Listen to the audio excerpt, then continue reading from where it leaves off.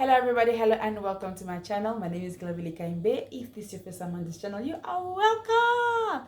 Thank you to everyone that has been liking, commenting, subscribing and doing all the beautiful stuff. Thank you so much.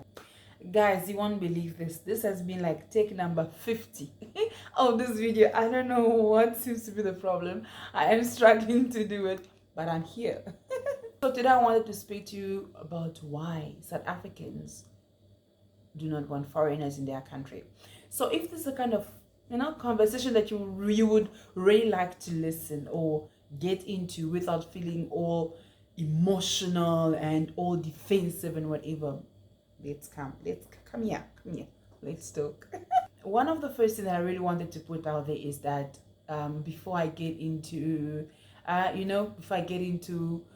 all the other reasons, the first thing I would like to say is that South Africans are not xenophobic. I have lived in this country for over 20 years. I can say that 50,000 times. If you are tired of it, I am sorry. I am really sorry if you're tired of hearing it, but I can tell you that they are not xenophobic and that I've lived comfortably in this country, regardless of day-to-day challenges which are to be expected when you live in a foreign country. So I've gone to South African schools. I've gone to South African schools. I've worked in South African companies. I go to South African churches, and I've lived in South African communities all my life here, and I've never had foreigners or a small clique like you get in some communities as a clique of foreigners or whatever. I've never experienced it, so I can really tell you, even when we had the xenophobic attacks the first time, I lived close to a township, and I remember my friends who lived in a township at the time, who lived in a in a South African or Black South African dominated area. They really did their best to protect my brothers and I until we were in a safe, like in a place where we really felt safe. So yes, I can really attest to that. It's not everyone that is like that. Just like us foreigners, there are some of us that are really funny. It is also the same, but however, I just wanted to debunk that. One of the first concerns, number one, that South Africans have with us as foreigners is that most of us feel like we are better than them. We come from all these schools, we come from this country, our country has done this, our country has done that, and we come here because we acquired jobs that they did not get a chance of getting. We want to show that, okay, we are better than them because we are more experienced in one way or the other. That is a very negative attitude to carry around, first of all, because if there is one of the biggest problems that one of the biggest issue with the South African youth of today, I can tell you, is that they feel like they are not being understood, number one, and they're not being heard. When you're not being understood, you're not being heard, you're not being put first, you are not going to react like a normal person. You're going to revolt, and this is why we are seeing a revolution. We are seeing all these, the youth wants to, they want to go out and make things happen. So you coming around thinking that you are better than them is a really big mistake. You should know how to carry yourself in this foreign land, or else there will always be altercations that are not necessary. There will always be unnecessary altercations because you just don't know how to conduct yourself. So yeah, many foreigners think that they are better than South Africans. In most cases, it's just an issue of we don't there is this culture difference.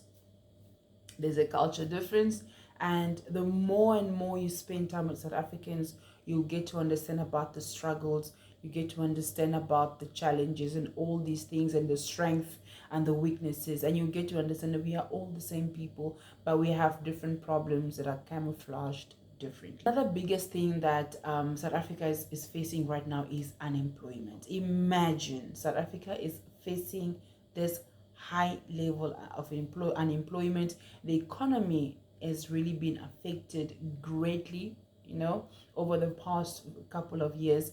And having an influx of us over here does not make it easier. Imagine someone that is unemployed, does not even know how to feed their families, looking for a job, or even working in a company where they see that the majority of people in that company are foreigners. How do you think you're going to feel like, guys? Even if you're in your own country and this happens, how are you going to feel like? And I'm speaking this because I'm a Congolese, for example, and we still get news. We still hear politicians from our countries talking and everything like that, and the youth of our countries talking, and the desires and aspirations that they have.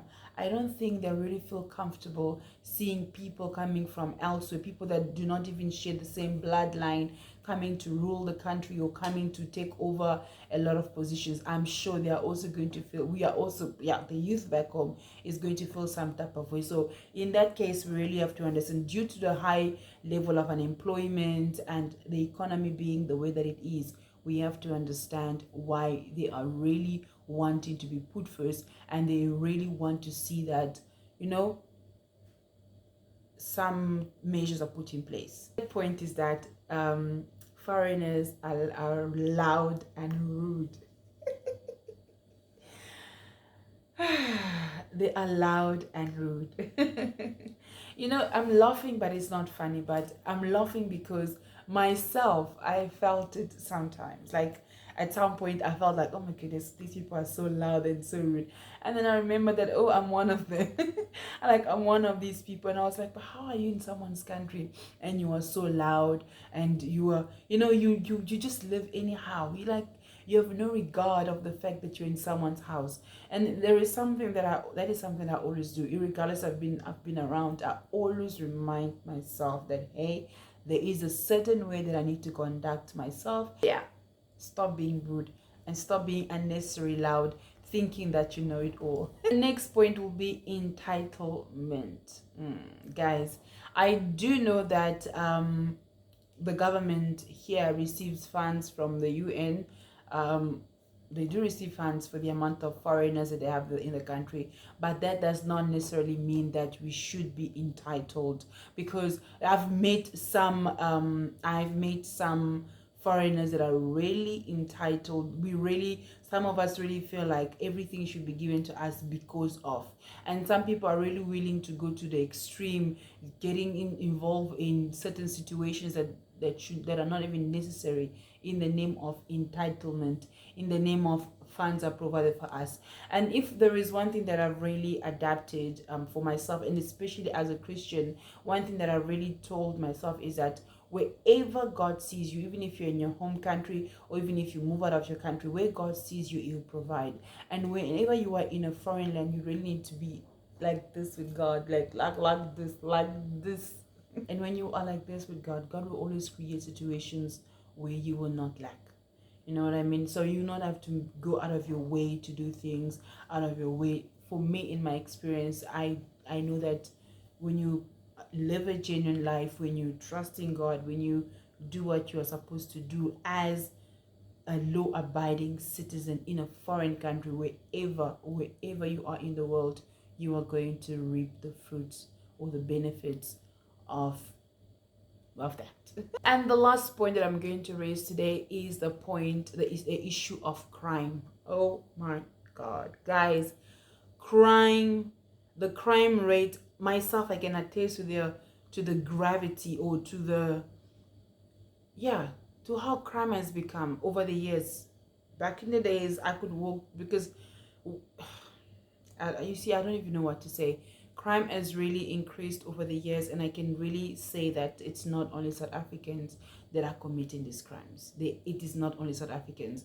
Yes, at first when you read the newspapers, you will hear, oh, okay, this person has committed it. Before, when newspapers were still being read, you read and hear, okay, this person has died, and you're like, oh, okay, in this area, in that area.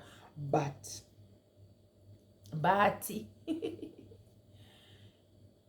it is quite shocking to see the number of foreigners that are willing to do atrocious crimes in the name of providing food on the table. Because when you do stuff like that, so you're not living a godly lifestyle, or you're not living, let's put aside the godly lifestyle, when you're not living a life that, when you're not abiding, to the law and the regulations of this country, and you're contributing to the negativities or the negative aspect of this country, what are you doing? You are destroying the lives of your children. You are destroying the lives of the next generation of foreigners that are living in this country. And believe you me, I choose to be an advocate for those children. I vow to be an advocate for those children. It is not a good life at all. So the crime is, yeah, I can attest to that. I've seen it with my own eyes. I've seen South African sisters, South African brothers that are, from friends and friends that have become family. I would hear the stories, and I can attest to that crime. They have a reason to really question it. So yeah, so I'm going to stop here. This is like these are like the 5 reasons why, according to me, that South Africans really don't want foreigners.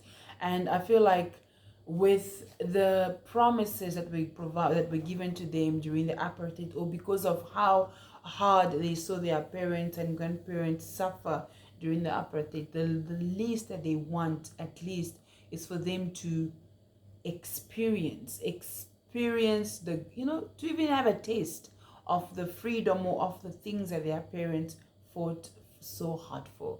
And I think that is not too much to ask. And this also goes back to the issue of African leaders and how African leaders conduct themselves all over the world. And when I look at the ANC, I look at my own country, and I look at a lot of African countries, I just see old people, and that exhausts me. I get exhausted by seeing the amount of old people we have in politics. These people don't know what we are going through as the youth. These people don't know what challenges the youth are going through, because first of all, their children are taken care of, but children of people that below, that are at the bottom of the barrel, at the bottom of the ladder, they don't know what's going down there, and those people just want to go a step higher and a step higher by the grace of God. If you have watched up to this point, I just wanted to tell you that I wish you all the best in whatever that you're doing, whatever aspect of your life. I really wish you guys all the best, and I really pray that God will intervene for Africa in general. God will intervene, and that we will really get to experience the beauty of our continent, and that we will really and that the South African country will actually reap the fruits of their parents' and grandparents' labor by the grace of God. So thank you so much, everyone, for watching, and I'll see you next time. Bye-bye. Bye.